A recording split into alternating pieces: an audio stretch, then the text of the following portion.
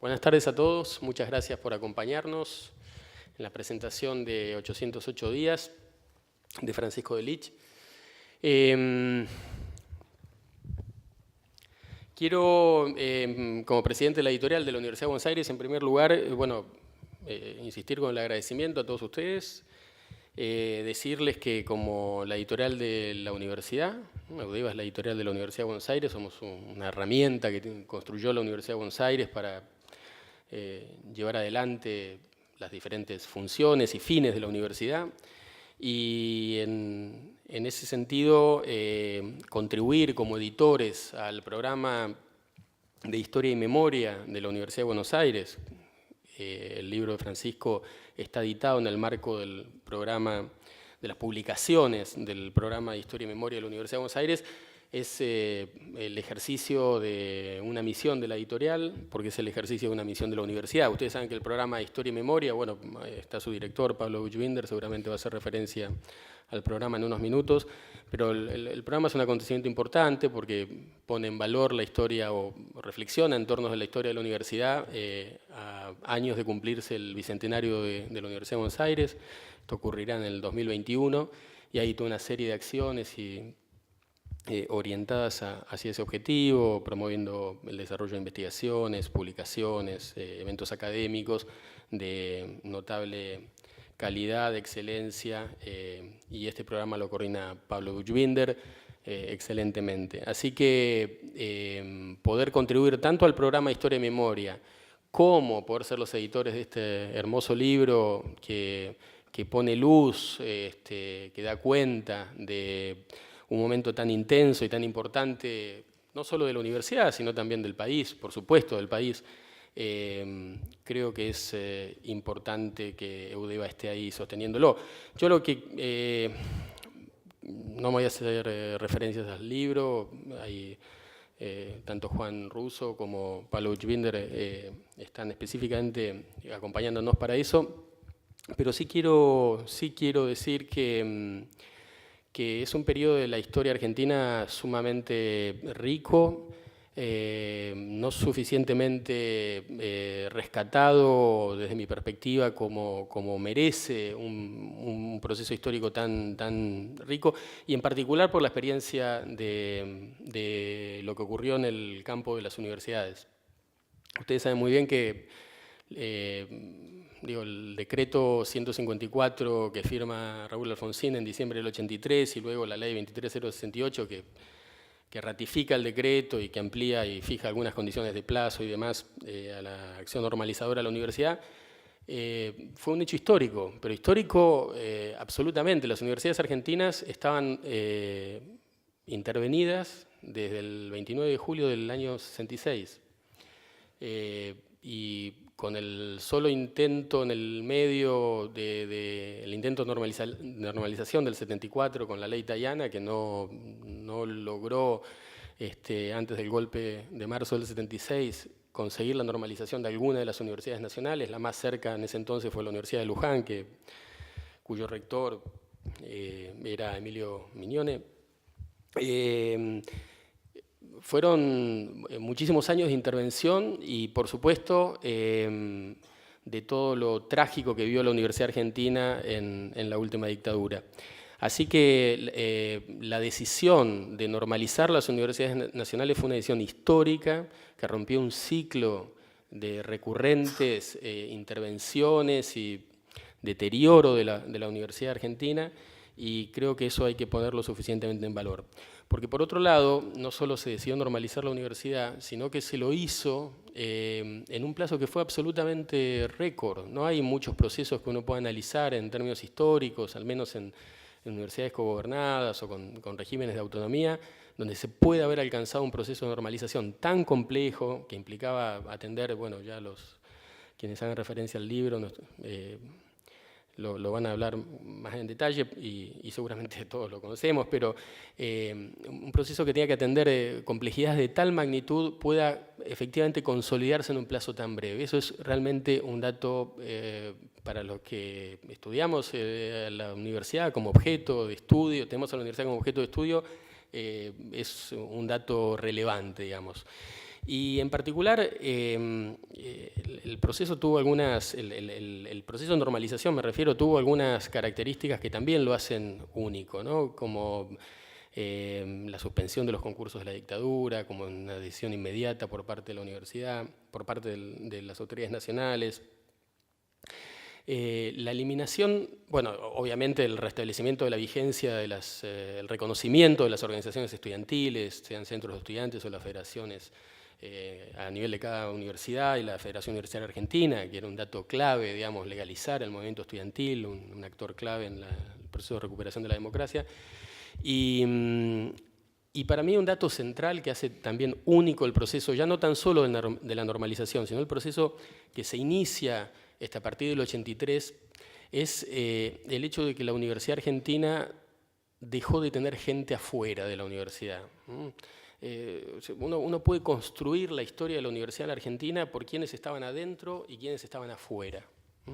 Aún en épocas que la universidad tuvo una importante expansión, un importante desarrollo, un importante dinamismo, ¿no? La llamada década de oro, la Universidad Argentina era una universidad que también excluía a profesores. Creo que una de las características que el proceso de la normalización universitaria lleva adelante es precisamente construir un modelo de universidad público, donde todos, por supuesto todos aquellos que hubieran respetado la vigencia de los derechos humanos y no hubieran hecho cosas en contra del sistema democrático, la vigencia de las instituciones, pero cumpliendo ese denominador común, todos, independientemente de su ideología, su pertenencia, tenían un lugar o deben tener un lugar en la universidad, por supuesto sobre las bases del mérito. Y ese es el deber ser, ¿no? El deber ser que se instala en la universidad, es un deber ser que todos conocemos, muchas veces difícil de materializar, no exento de complejidades, las instituciones son instituciones complejas y hay que gestionarlas y tienen épocas, pero yo creo que ese es un denominador común muy fuerte del proceso de normalización de una universidad inclusiva, una universidad pública, cuyo valor radica precisamente en la diversidad, en contener dentro de la universidad, o al menos en pretender, en el objetivo de pretender contener a la diversidad. Así que, bueno, las cosas no se hacen solas, las cosas las hacen las personas, las hacen los grupos, las hacen los pueblos, y es válido también poner en perspectiva el compromiso, en este caso de Francisco Delitzsch, encarar ponerle el cuerpo, digamos, ¿no? Desde esa perspectiva me refiero al compromiso, ponerle el cuerpo a la enorme tarea que fue normalizar la Universidad de Buenos Aires en 808 días. Yo pienso, digo, no sé cómo se hizo, ahora seguramente nos contará. Pero afrontar las demandas. Ustedes saben que la última dictadura fue el único periodo de la historia en la Argentina donde hubo un decrecimiento neto de la tasa de escolarización en el nivel en la educación superior en general. O sea, esto es un dato, o sea, expulsó población la Universidad Argentina.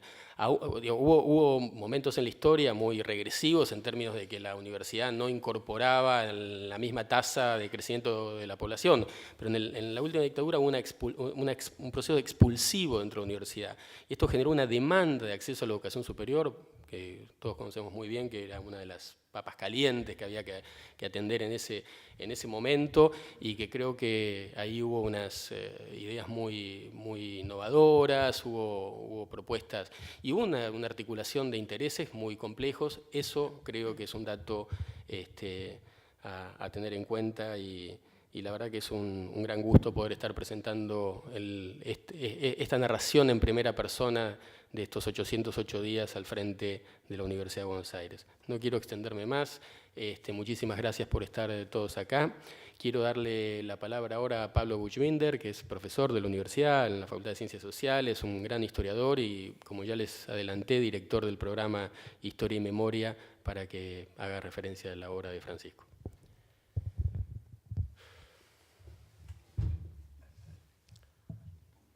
Hay que apretar el botón.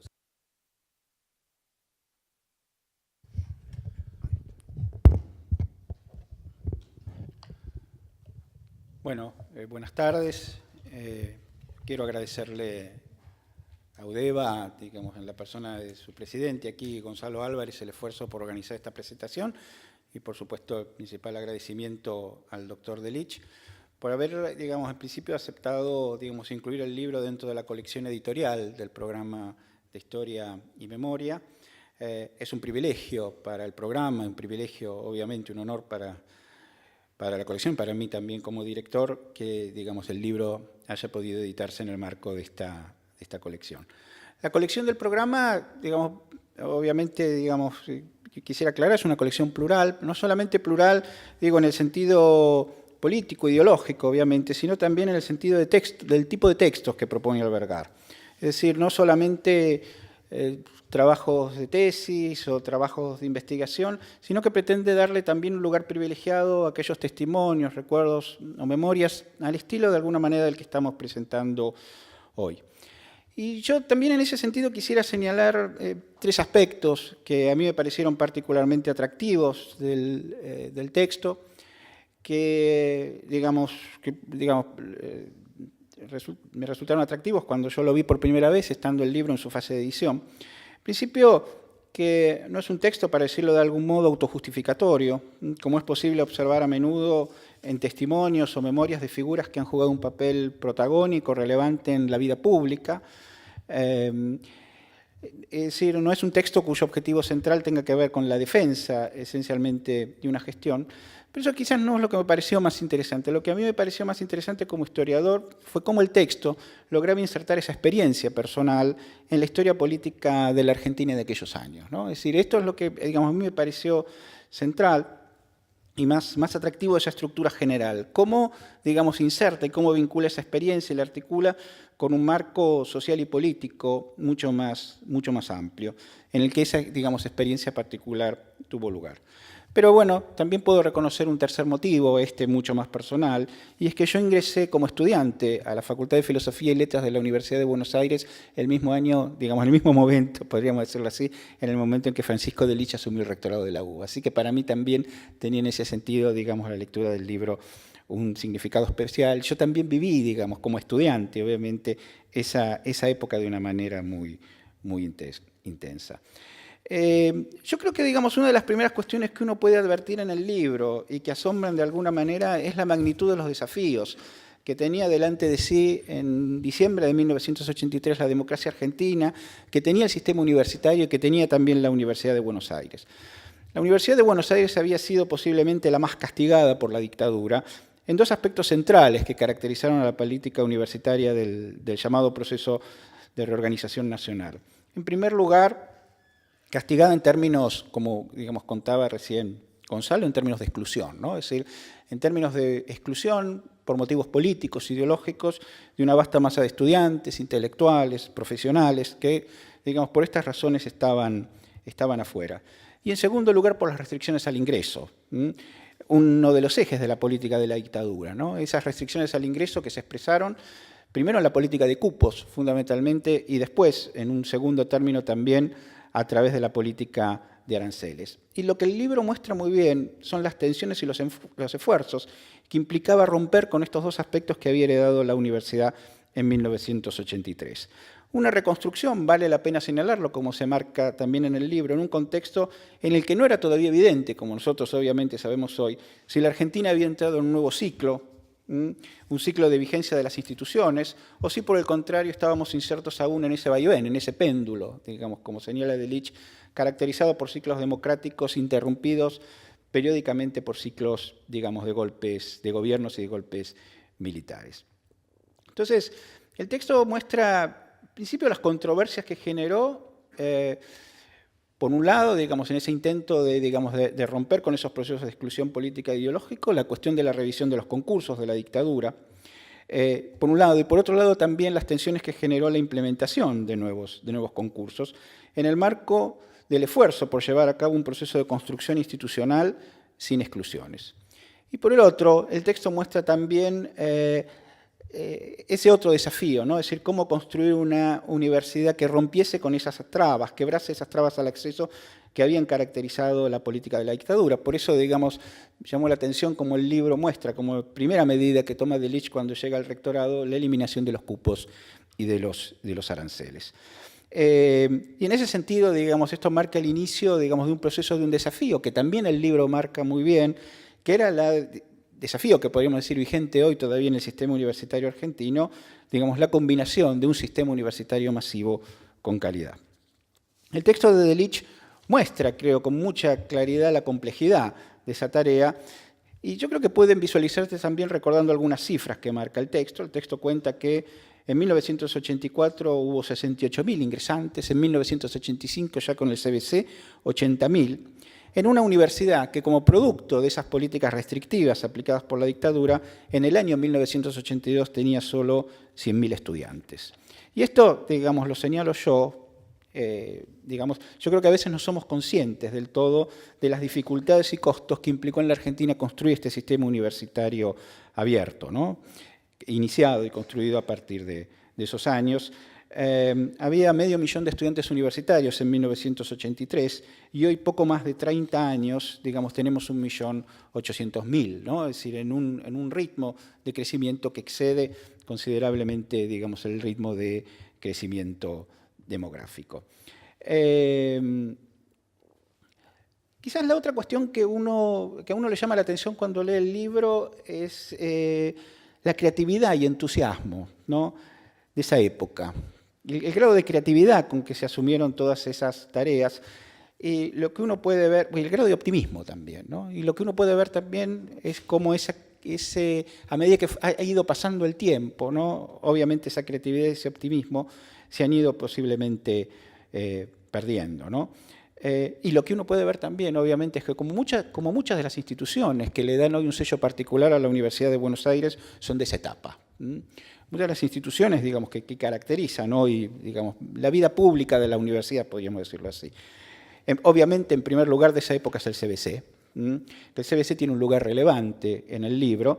El CBC entendido no solamente como una cuestión vinculada con el ingreso, sino también como resultado de una manera de pensar la formación universitaria. Parte, como se señala aquí, de una reforma pedagógica mucho más amplia, que no se limitaba entonces a la necesidad acuciante en ese momento de dar una solución al problema del ingreso y al problema de la demanda contenida a lo largo de los años para acceder a la universidad.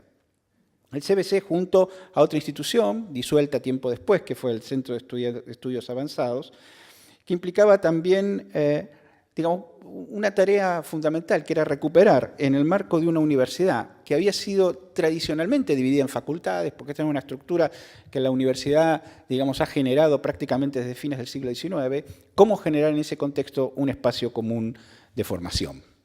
Así, cómo recuperar, yo digo, carácter esencial también de la vida universitaria.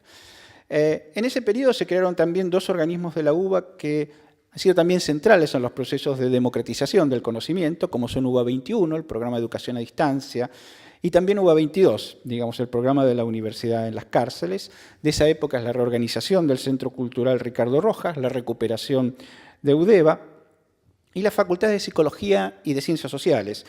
Y acá también quiero señalar, digamos, las características y la magnitud del desafío, que era avanzar en la profesionalización e institucionalización de las ciencias sociales, disciplinas que se habían caracterizado siempre en la Argentina por atravesar procesos muy débiles de institucionalización en el espacio de la universidad pública, ¿no? Es decir, en el libro se recuerda muy bien que a veces carrera de ciencia política, por ejemplo, existía en el ámbito de la universidad privada, pero no había, digamos, no existía en el ámbito de la Universidad de Buenos Aires. Y también, digamos, de otros problemas que aparecen aquí de los que se habla menos, digamos, las dificultades para resolver el problema de la infraestructura y el problema, por ejemplo, de la selección y formación de los docentes.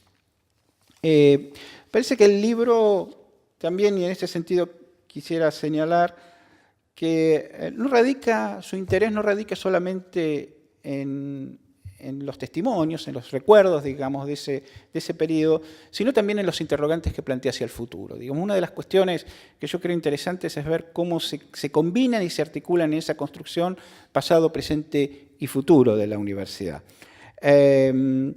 Obviamente, digamos, lo que uno puede ver, digamos, es que ese primer impulso de los años 84, 85, 86, 87 se fue debilitando.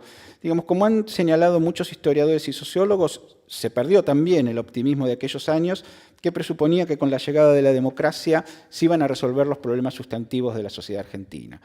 Y el texto muestra, digamos, en el hilo del relato, digamos, de los episodios de aquella época, cómo muchos de los vicios y prácticas que asignaban la vida universitaria hasta 1983 estaban quizá por un lado en la herencia de la dictadura, pero también que había que comprenderlos en el marco de políticas y culturas muy arraigadas de largo plazo y a las que, digamos, la dictadura no era ajena, pero que no alcanzaban a explicarla, ¿no?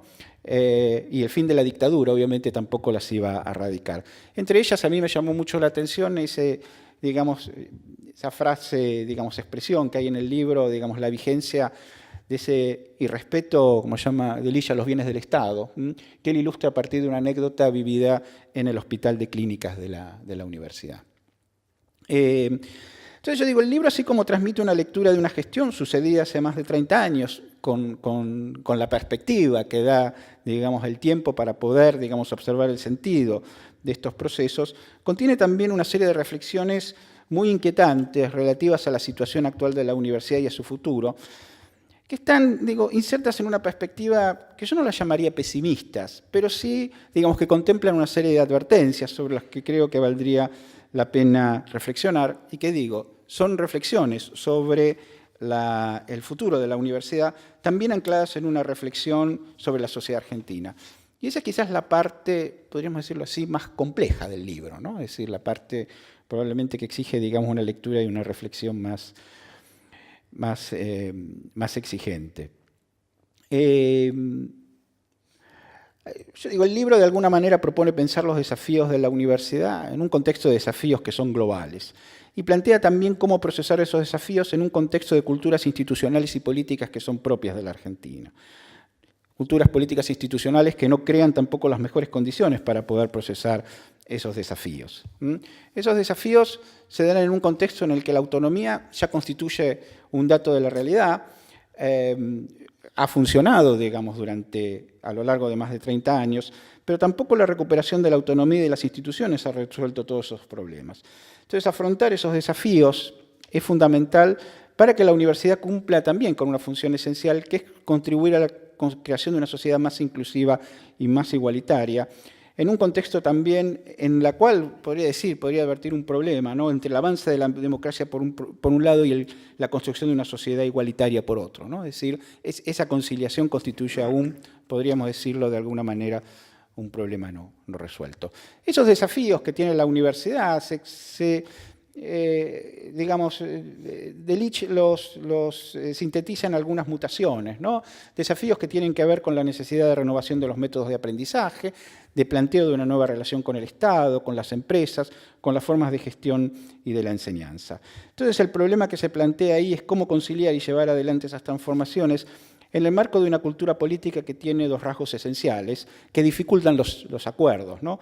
Primero, la primacía de los intereses corporativos, proceso que también se da en el ámbito de la universidad, y después hacerlo en una sociedad donde los acuerdos en líneas generales no son sencillos, que Delitzsch también atribuye al tipo de transición democrática que vive la Argentina, ¿no?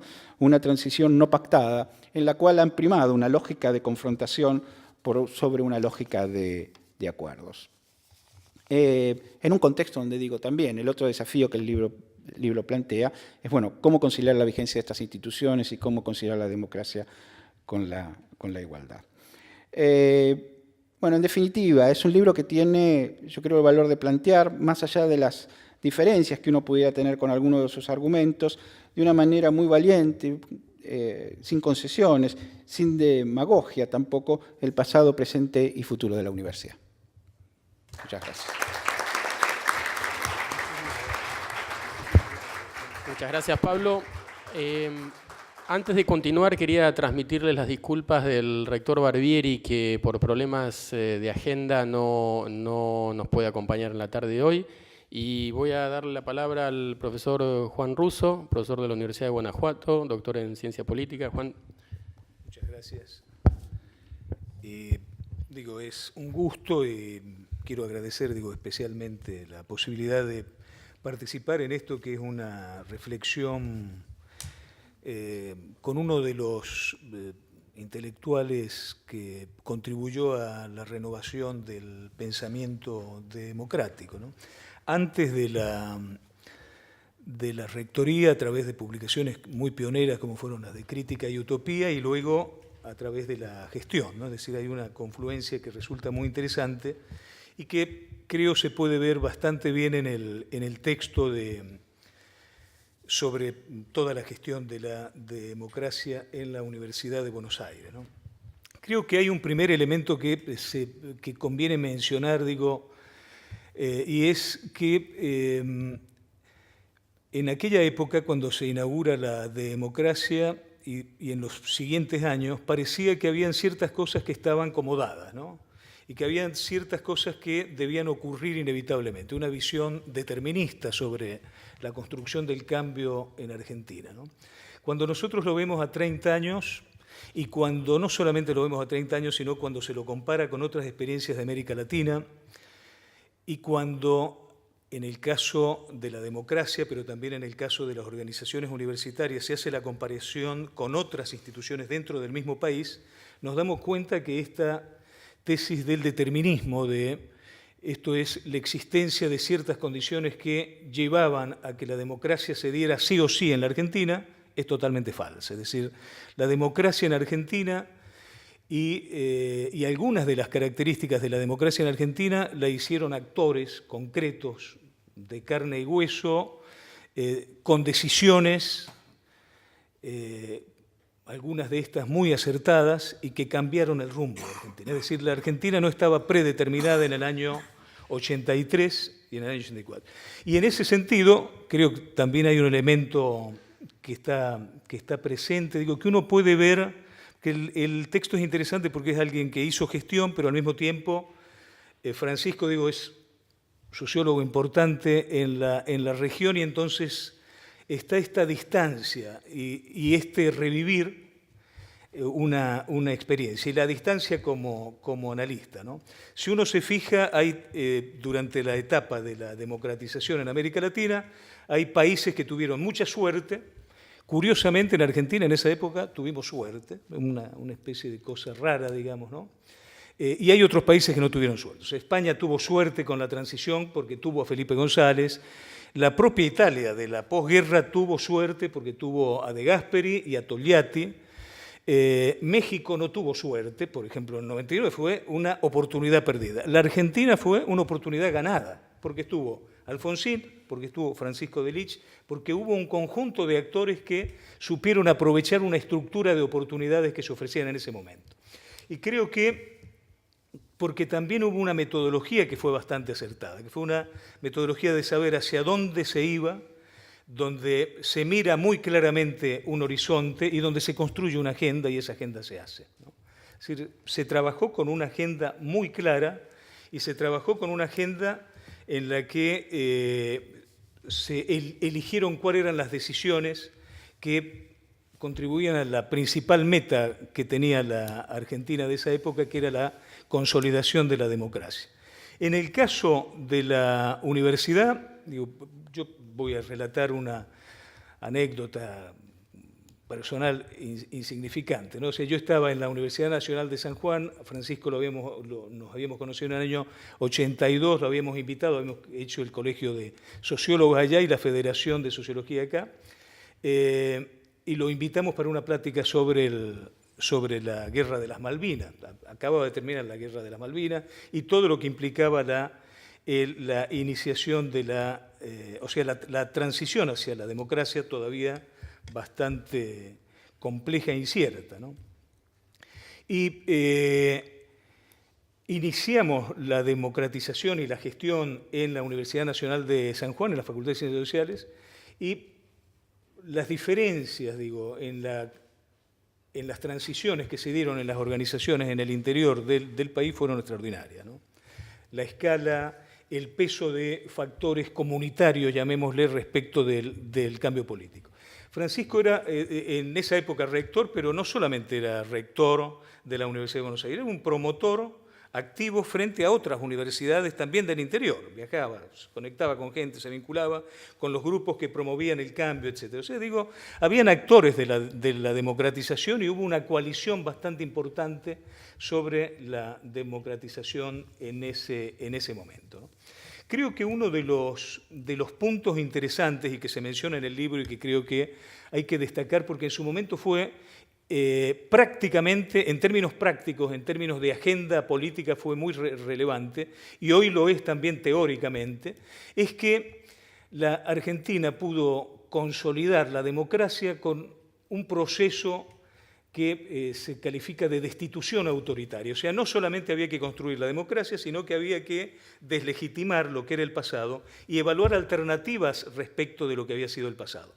En el caso de Alfonsín, esto se tradujo en una ruptura, digamos, con estrategias y con inercias que habían en el momento y que se tradujeron fundamentalmente en el juicio a las juntas y en un discurso muy valiente de denuncia frente a cualquier golpe de Estado y en un discurso también muy fuerte a favor de que la democracia era la única vía de convivencia entre los argentinos. Y en la Universidad de Buenos Aires, uno de los puntos importantes fue romper con algo que tenía un enorme prestigio, que tenía un enorme valor, que era la tradición de oro de la Universidad Argentina, famosa nacional e internacionalmente, que fue toda esta década del 60 hasta el 66. Y digo, hay que tener mucho valor para decir, esa ya no es la vía válida, lo que hay que hacer es que construir una nueva vía. Se empezó a construir una nueva universidad porque era otra la Argentina, ¿no?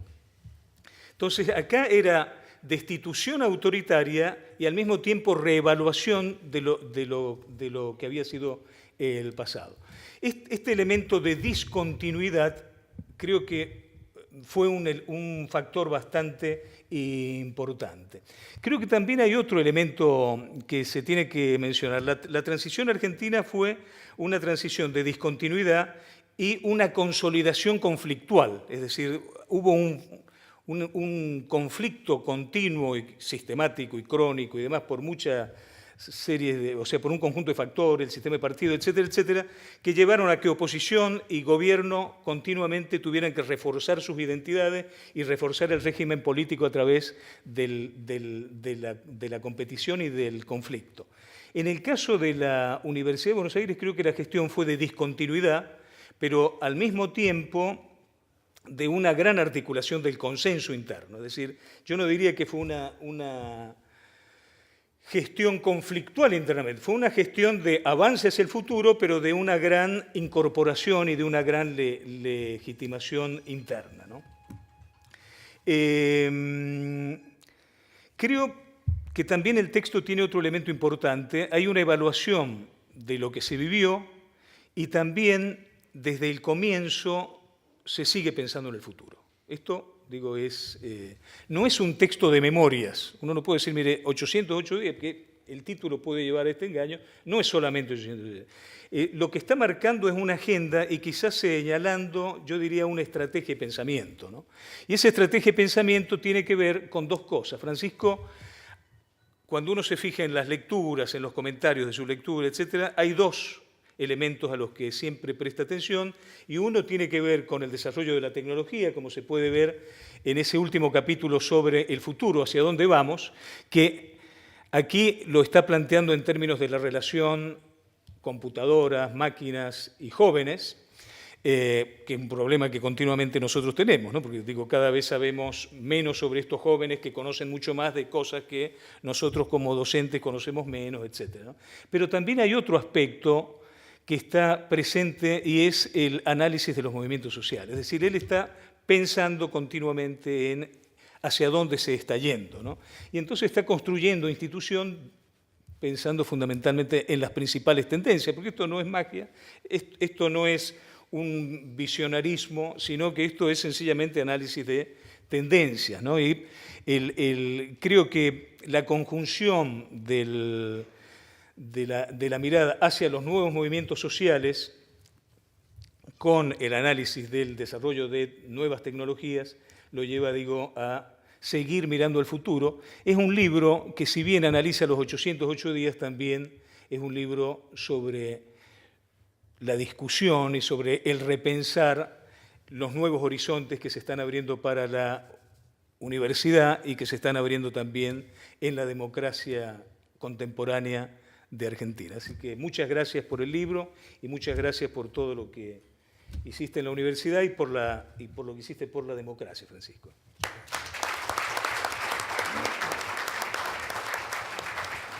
Bueno, el turno del autor, Francisco. Muchísimas gracias a todos por estar esta tarde aquí, por acompañar la presentación del libro.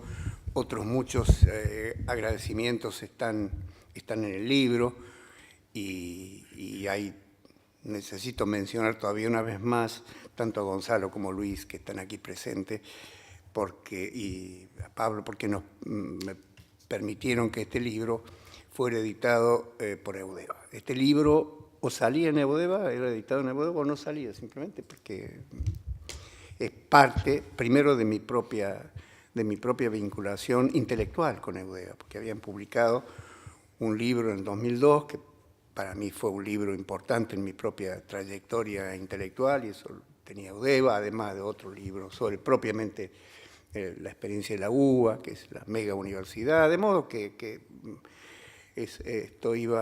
la edición de este libro iba mucho más allá de lo que son para alguien que es un profesional y que ha publicado ya bastante más libros, tal vez de los que debería, pero de todas maneras ahí están. Era una posibilidad para mí, una posibilidad muy acotada. Lamento también, pido disculpas por esta tardanza, que tiene que ver simplemente con la edad. Yo tengo desde hace unas horas un celular nuevo, y como no tenía a mano ningún nieto que me enseñe cómo funciona, no podía recibir los mensajes que me hubieran guiado fácilmente hasta este lugar. Así que felizmente por lo menos veo a uno de mis nietos aquí que ya me enseñará cómo funciona este instrumento tan complejo como es un celular. Dicho lo cual, y agradeciendo también especialmente que esté aquí Beatriz, que es el testigo más directo que tiene mi gestión como rector, la gestión de la universidad. Hay muchos otros testigos, por suerte, que están aquí y otros que no están. Pero Beatriz me recibió en la universidad y me despidió también. Pero me recibió sobre todo porque yo había tenido una experiencia un poco curiosa. Unos días antes de que asumiera el rectorado, pero cuando era público, digamos, que iba a ser rector, nunca sabré bien por qué, pero a veces uno hace estas cosas que no sabe bien por qué. Fui a visitar al rector que estaba a cargo de la Universidad de Buenos Aires, que me parecía que se firmaría un acta, que habría yo cuando era joven era abogado, algo debe haber que haya que hablar con este señor, y bueno, lo haremos, ¿no? Así que fui ahí y estaba el profesor, un hombre conocido que no voy a nombrar, que era el rector de la universidad, y que me recibió de este modo. Primero con un elogio inmerecido, en fin. Dijo, pero usted, que es un líder de la reforma universitaria, usted, que es un profesor conocido, catedrático de la universidad, usted mismo viene a intervenir en la Universidad de Buenos Aires. Yo hubiera esperado cualquier cosa, menos esto de ser alguien que vería con una ley del Congreso, como les dijo, una ley del Congreso en la mano y por supuesto con la autoridad de la democracia. Así que empecé a reírme ahí y no paré de reírme hasta mucho tiempo después. Así que cuando tenía que empezar a trabajar propiamente, a cumplir funciones, fui ahí a la calle Viamonte y estaba Beatriz, que me abrió las puertas con cierta sorpresa, porque dijo, a ver, este censo se le expliqué, le dije, mire, yo soy el señor, el rector, que ha sido designado, en fin. Entonces me dijo, bueno, me mostró dónde era el despacho, se sentó ahí, y entonces le pregunté, en realidad, después conociéndola, una pregunta casi agresiva, le pregunté si tomaba dictados, si hacía... Me dijo, sí, por supuesto. Y entonces le dije, bueno, muy bien, vamos a hacer la primera resolución, los dos solos, la primera resolución de la UBA. Y era una resolución por la cual se decidía que en la Universidad de Buenos Aires no habría más ni cupo ni arancel. Así nomás. Así que quedamos, Beatriz, para siempre en la historia de esta abolición, en fin, que estrictamente se correspondía con un compromiso que había tomado en la campaña Raúl Alfonsín. Había tomado 4 compromisos en relación al sector educación y en relación y específicamente estos 2 en relación a la universidad, así que no hicimos más que... Eran unos tiempos en que los candidatos cumplían o trataban de cumplir sus promesas electorales, digamos. Después ha habido algunos cambios ahí, pero en ese momento por lo menos era una buena oportunidad. De modo que así empezamos esta gestión, que duró 808 días, y desde la cual, como se ha mostrado aquí, digamos, no voy a repetir lo que se ha dicho, había como tanto en la reflexión como en la acción y en la reflexión en el libro, una visión acerca de lo que era el momento de la democracia en la Argentina y lo que era el momento de la universidad y de la transformación de la universidad. Y como suele ocurrir a veces en el pensamiento y en la acción, uno podía pensar primero lo que no quería y luego cómo y dónde buscar lo que uno quería.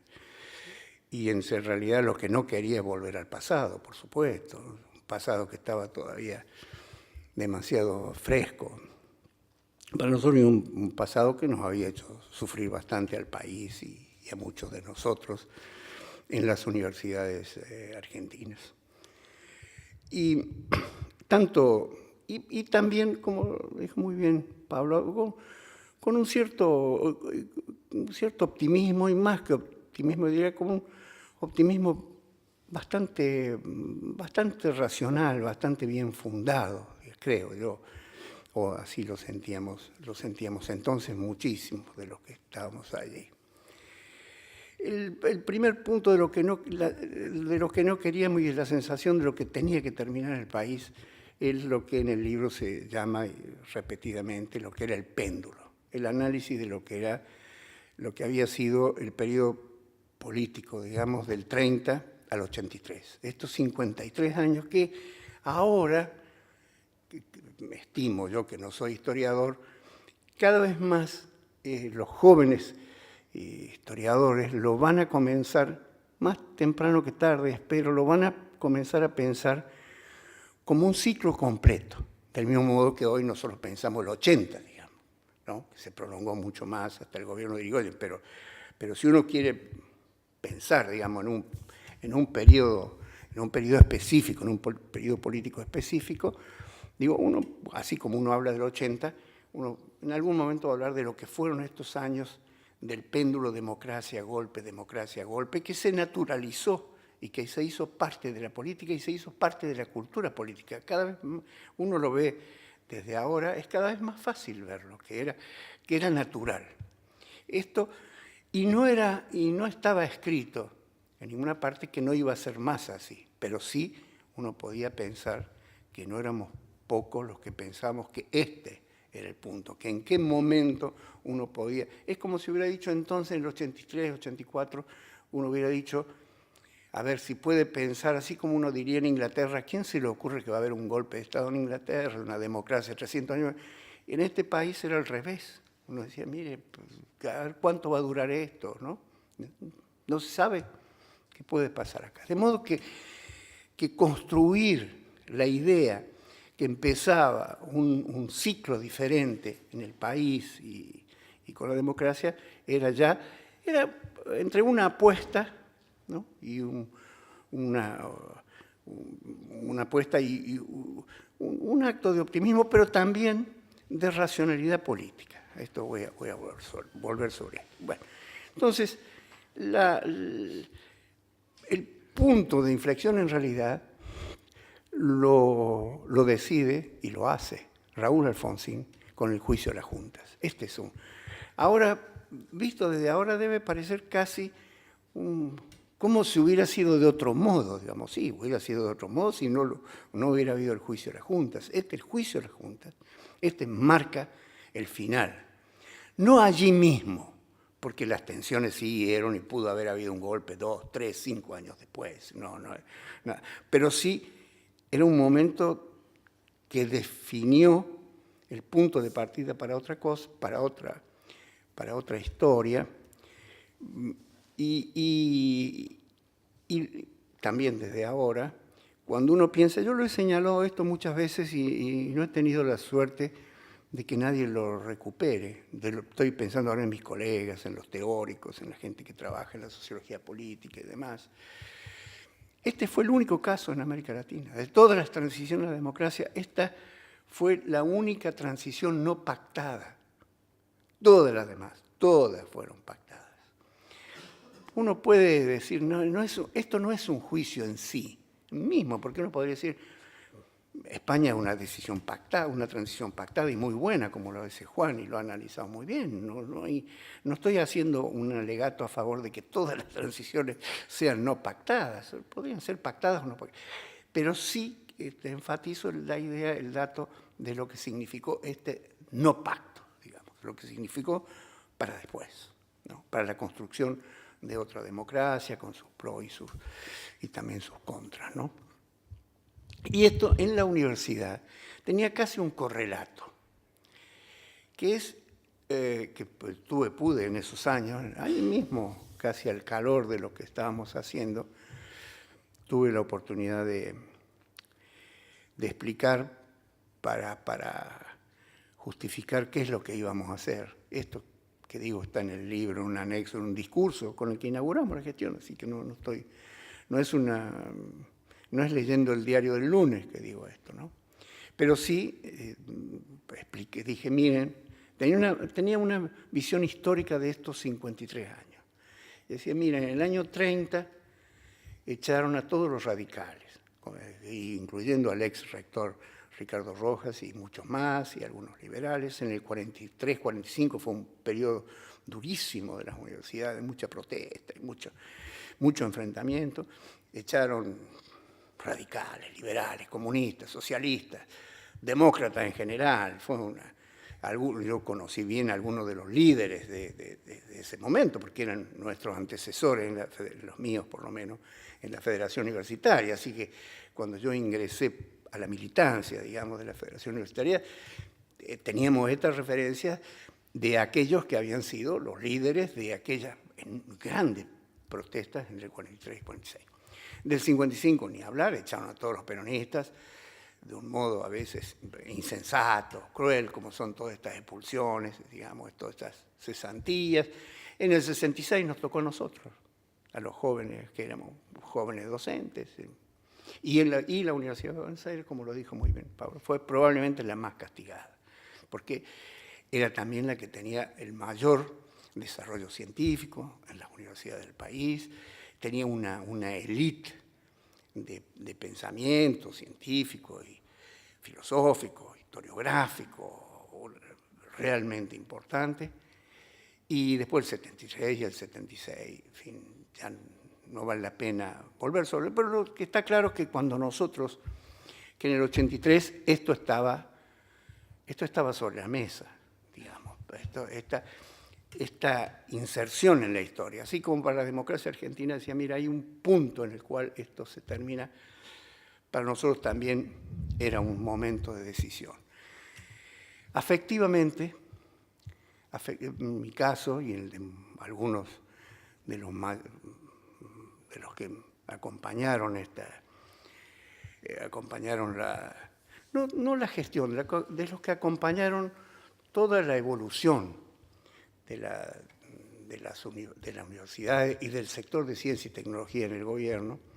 Digo, en mi caso, y de estos amigos, digamos, nosotros éramos como, yo diría, como los hijos de la universidad del 58 al 66, porque era una universidad que para la época era un modelo, no digo un modelo para América Latina ni hablar, un modelo, hubiera dicho, si uno en cualquier lugar del mundo hubiera dicho, mire, hay la Universidad de Buenos Aires, donde están estas gentes, primero un rector, un filósofo como Riccieri Frondizi, que ocupa algún lugar en el mundo, o un historiador como José Luis Romero. Digo, estoy hablando de figuras internacionales de gran relieve. Un científico, un físico como Oscar Barsaski, digamos, para nombrar a los más, en mi caso, los más amigos y los más queridos, y los que nosotros nos sentíamos, yo por lo menos nos sentíamos muy próximos, muy próximos. Yo había sido presidente de la Federación Universitaria de Córdoba con Riccieri Frondizi rector, y veníamos seguidos, veníamos a Buenos Aires, y todos los presidentes de las federaciones. Era tan pequeño el movimiento estudiantil, tan pequeño, cuando uno piensa como ahora, ¿no? En la Junta, acá hay algunos chicos que son muchachos que son ahora militantes, ahora. Entonces yo les digo, miren, la Junta Representativa de la Federación Universitaria Argentina se reunía y para reunirse desplazaba ¿a cuántos? A 15, porque eran 3 por universidad, eran 5 universidades, era una broma, visto desde ahora, eso era una broma. Y digo, así que en ese pequeño mundo, relativamente pequeño mundo de los dirigentes de los estudiantiles y de sus referencias, la tentación de pensar la universidad como una restauración era muy fuerte. Y entonces lo primero que nosotros dijimos, no es una restauración lo que necesitamos, porque han pasado muchos años, demasiados años. Y no tampoco una refundación porque es demasiado ambicioso, ¿verdad? Pero sí necesitamos pensar innovadoramente porque es otro el contexto, es otro la universidad, es otro el mundo. Y nosotros nos debemos a ese nuevo mundo. Y lo que mantenemos sólido, por supuesto, eran los principios de la reforma universitaria, lo que tenían que ver con el cogobierno, con la representación, con las libertades y demás. Entonces, teníamos claro, digamos, estas visiones. Pero estos dos, si me dijeran estas dos decisiones muy gruesas, estas dos decisiones fuertes fueron muy decisivas para nosotros. Pensar que teníamos que innovar y pensar que teníamos que ir a veces corregir también lo que había sido la Universidad de 58-66.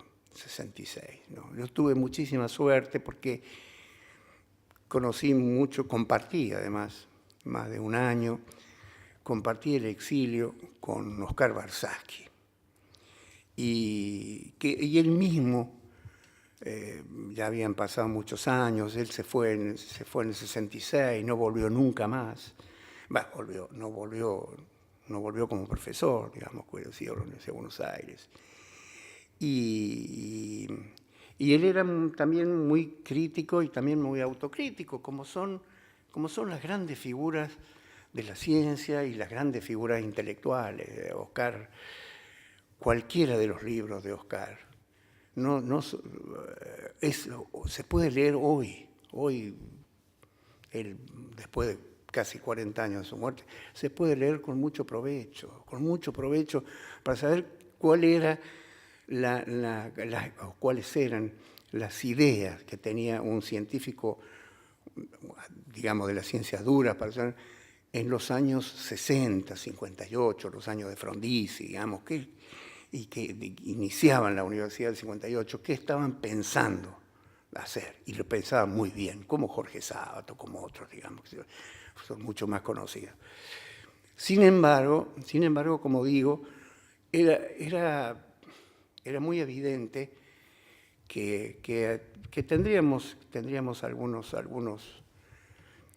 desafíos y que son los riesgos también de toda innovación. Pero como dijo recién Pablo, hay un dato que recién ahora uno puede registrar muchos años después. Fue una época de un gran optimismo. En este país que tiene a veces una tendencia terrible al pesimismo y a la desconfianza y a no creer y en los proyectos, de pronto, esta fue una época, estos años de 83, 84, 85, fue unos años que la gente tendía a creer, por alguna razón, sea por razones políticas u otras, pero yo tengo la sensación muy, muy firme de que fueron unos años en que en general la sociedad estaba como dispuesta también, no sé si dispuesta a cambiar o a cambiar y algo más y a involucrarse o comprometerse, ¿no? Yo sentí sentí que la normalización iba a funcionar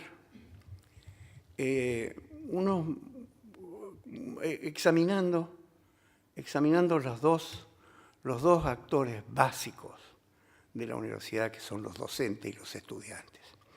Los estudiantes lo había visto clarísimo, digamos, porque en ese momento la Franja Morada tenía una gran inserción en la universidad, un gran respaldo estudiantil, había ganado y siguió ganando las elecciones en prácticamente toda la universidad.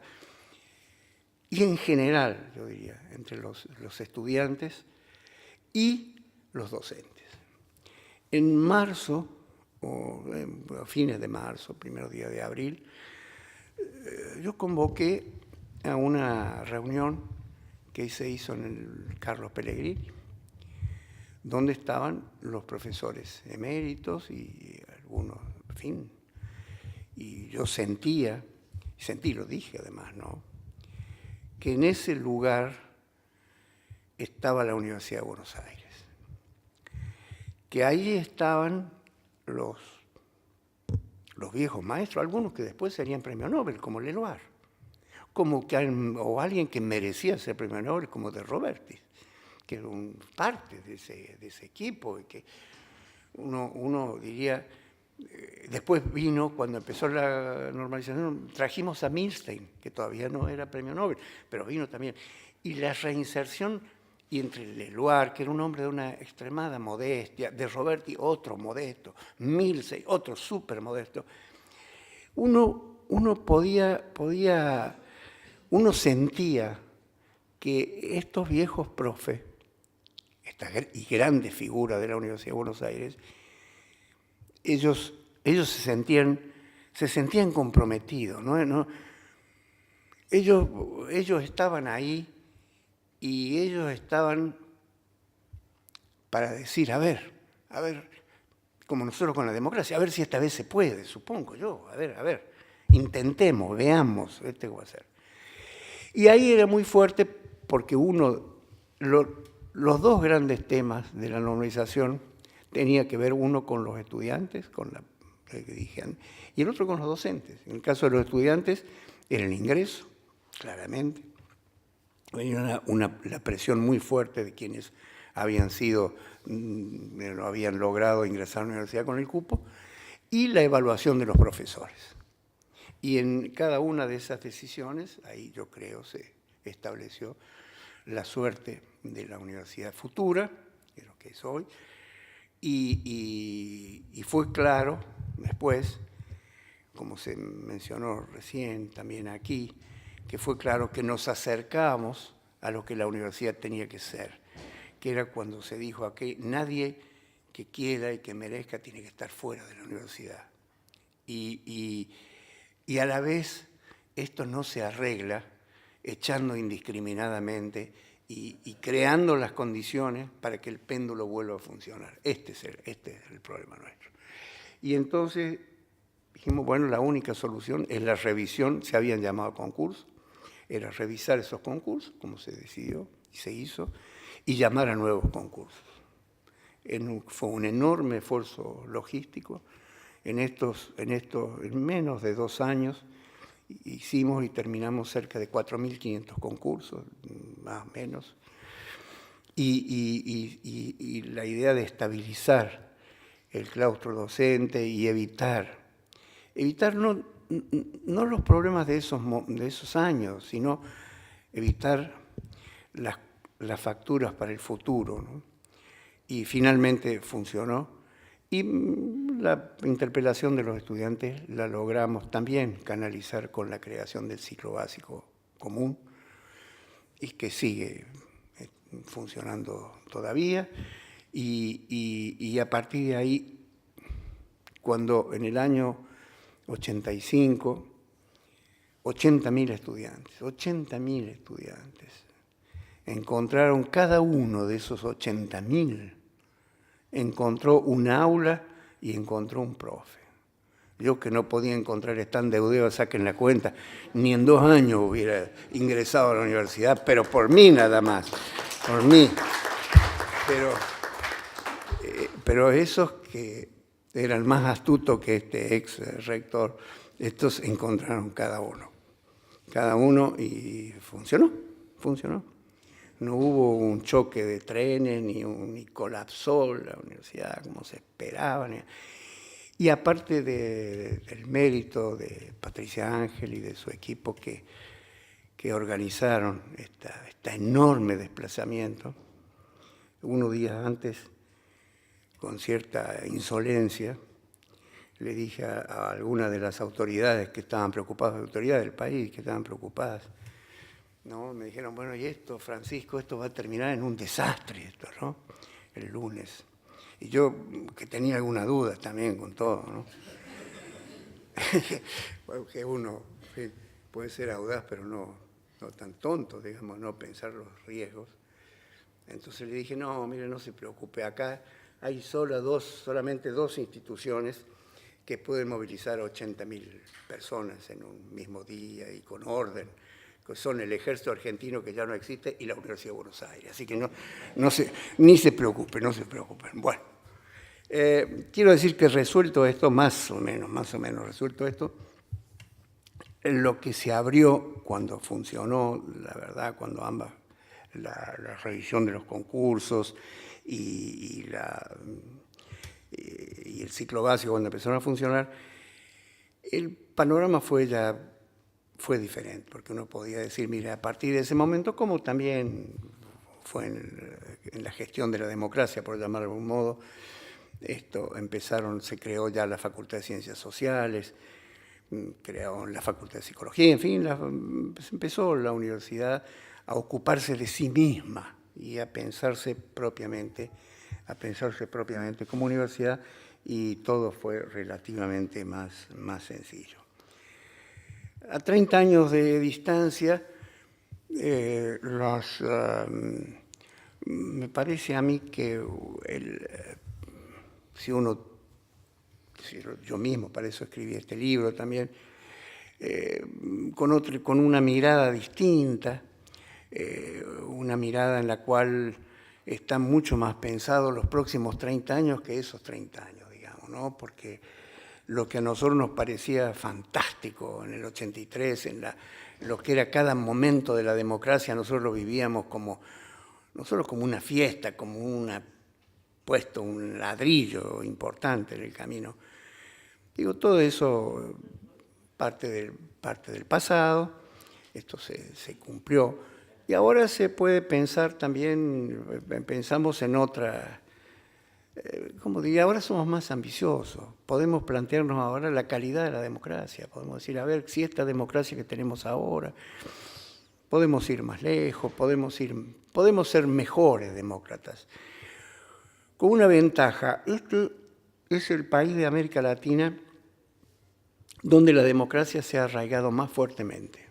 Curioso, pero país sí que uno ve las estadísticas años tras años, un país en el que de gente con una baja cultura de la democracia, finalmente comenzó a aceptar que es mejor vivir en democracia.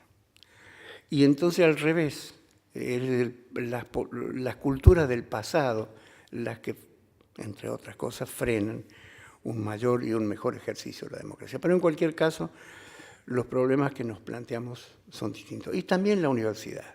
También la universidad, yo tengo la impresión de que son etapas cumplidas y que ahora sus protagonistas, los profesores, los estudiantes y demás, también seguramente están pensando, ¿no? Están pensando y actuando y queriendo, ¿no? Resolver, como hubiera dicho en otro contexto y en otro, Deodoro Roca, ¿no? En aquel momento decía, los dolores que nos quedan son las libertades que nos faltan. Acá faltan toda seguridad, pero para eso están quienes listos para pensar lo que uno siente que, primero, volver atrás la democracia, no digo que es imposible, siempre se puede, lamentablemente, pero es cada vez más difícil. Y volver la universidad también para atrás, en el pasado autoritario, también, no digo que es imposible por la misma razón, también suena cada vez más difícil, de modo que... Pero a 30 años, miren, cuando uno, para volver al comienzo, cuando uno compara, digo, nosotros en este país se hizo una transición no pactada, como dije, y en la universidad optamos por lo que hemos dicho que optamos. Fíjense que en Chile hubo al revés, una democratización pactada, y con la instalación de la centroizquierda, de un gran frente progresista como los socialistas, los cristianos, en fin. Y 30 años después, han hecho falta 30 años para que esta presidenta, ahora Bachelet, diga, vamos a cambiar el modelo universitario. Este modelo universitario excluyente no por los cupos, excluyente por el dinero. Esto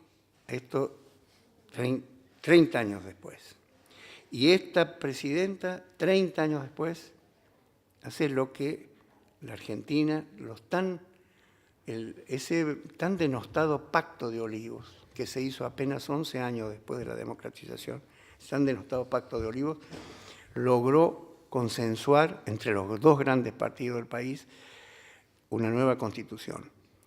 Chile está ahora, recién la presidenta ha anunciado que va a haber una reforma constitucional de la cual todavía no se conoce gran cosa. Y entonces dice, el modelo chileno dio sus frutos económicos, es un país que creció muy bien, también sus frutos sociales, hubo un momento en que disminuyó drásticamente la pobreza, disminuyó drásticamente la indigencia, un amigo nuestro, quiero decir, del país y de la universidad también, como Ricardo Lagos, logró en su mandato una reducción casi total de la indigencia. No es poco mérito, de modo que no estoy diciendo, miren qué fracaso el modelo chino, ningún fracaso, ¿no? Alguien diría, mire, no le ha ido mal desde el punto de vista económico. Ahora, desde el punto de vista de la universidad, sí le ha ido mal. Y lo escuché en una entrevista de unos años atrás, todavía era con el gobierno de Piñera. Escuché atentamente una entrevista con el rector de la Universidad de Chile. Y, por supuesto, crítico del sistema, una universidad muy dejada de lado. Y entonces hizo la siguiente reflexión. El periodista Oppenheimer, que es un periodista muy conocido, digamos, ¿no? Entonces le dijo, mire, señor, a Oppenheimer, en otro tiempo, la universidad pública era, entre otras cosas, era el lugar de encuentro de las élites. No solamente estaba abierta a los sectores populares, era el lugar de encuentro de las élites. Lugar de encuentro de la élite quiere decir que era el lugar en el cual los que aspiraban a ser la élite, los que eran la élite y los que aspiraban a ser la élite, tenían un espacio común. Y en ese espacio común, la sociedad es como si la sociedad tiende a acercarse. Y no es que se eliminan, no hay ninguna forma, se eliminan las diferencias y demás, pero sí se sabe y se conoce que hay un espacio en el cual las élites que van a dirigir o que van a conducir el Estado y las sociedades se encuentran. Pueden ser adversarios, pero no son desconocidos, y esto es muy central. Son unas gentes que saben que están condenadas a dialogar, que están condenadas a encontrar algún punto de entendimiento, pero no a pensarse a sí misma como las únicas capaces de conducir per se el país en el futuro. Eso es lo que perdió la Universidad de Chile en esta tardanza de casi 30 años de volver a sus mejores tradiciones. Y esto es lo que ganó la Universidad de Buenos Aires y la Universidad Argentina en estos 30 años de democracia. Las élites siguen teniendo un espacio en el cual los jóvenes saben que se van a encontrar y en los cuales saben que más temprano que tarde van a tener, con suerte, y si no pueden aspirar a tener un cierto lenguaje común, una forma de interconexión que haga que los factores naturales y necesarios, diría, de los conflictos, no terminen en discrepancias fatales para la estabilidad de la democracia, de la República y del país. Muchísimas gracias de nuevo por estar aquí. Bueno, antes de finalizar, quiero agradecerle mucho a Francisco, la presencia también del decano de la Facultad de Ingeniería, Horacio Salgado, del ex rector Jaime Echeverri, de miembros del directorio de UDEVA, hasta Horacio Regini, Santo López Urigurio, el vicepresidente, y bueno, muchísimos amigos, profesores, ex estudiantes, muchos testigos presenciales y, por qué no decir, protagonistas de esos 80 que condujeron conjuntamente con Francisco la Universidad de Buenos Aires y ese proceso de transformación. Así que a todos ustedes, muchísimas gracias por habernos acompañado.